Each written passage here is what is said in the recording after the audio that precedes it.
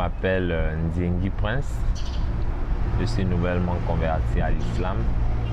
Bien avant cela, j'étais chrétien, pratiquant.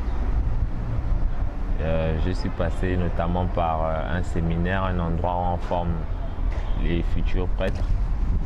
J'ai été formé là-bas durant 3 ans. J'ai vu un peu le comportement de ceux qui se disent chrétiens. Ensuite, je suis venu au Sénégal. Bon, j'ai connu plusieurs personnes, j'ai connu certaines situations. J'ai eu des gens sur mon chemin.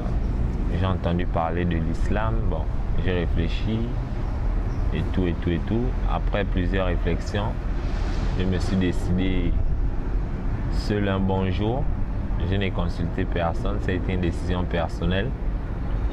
Je suis venu vers mon frère le vendredi 4 avril, jour de l'indépendance du Sénégal, surprendre mon frère. D'ailleurs, tout le monde qui était avec moi, tout le monde pensait que c'était une blague, mais bon, j'étais sérieux.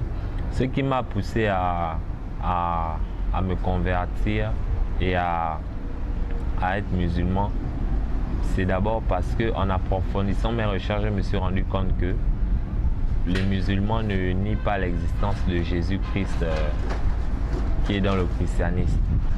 Et là, il y a une grande différence dans le christianisme et chez les musulmans, dans l'islam. La différence, elle est au niveau de la considération faite pour Jésus auprès de chaque communauté. Chez les musulmans, je me suis rendu compte qu'on ne nie pas l'existence de Jésus, mais par contre, on dit que c'est un prophète, et un prophète qui est venu bien avant, qui est venu pour une mission bien précise, pour un peuple bien précis, et qui a laissé et annoncé un autre prophète qui est Mohammed, paix et salut soit sur lui. Après avoir intégré l'islam, bon, j'ai eu une sensation un peu personnelle, bon, je dirais spirituelle, parce que j'ai eu l'impression d'être libéré de plusieurs fardeaux, j'ai eu l'impression d'être purifié. J'ai eu l'impression d'être purifié, notamment lorsque j'ai fait ma première grande ablution, vraiment. J'étais content, quoi. Je peux même pas exprimer ce que je ressentais parce que c'est inexprimable en fait. Maintenant, quel message, mon frère Ahmed, vous allez lancer à ceux qui n'ont pas encore découvert l'islam ou qui sont en train de chercher le chemin du salut?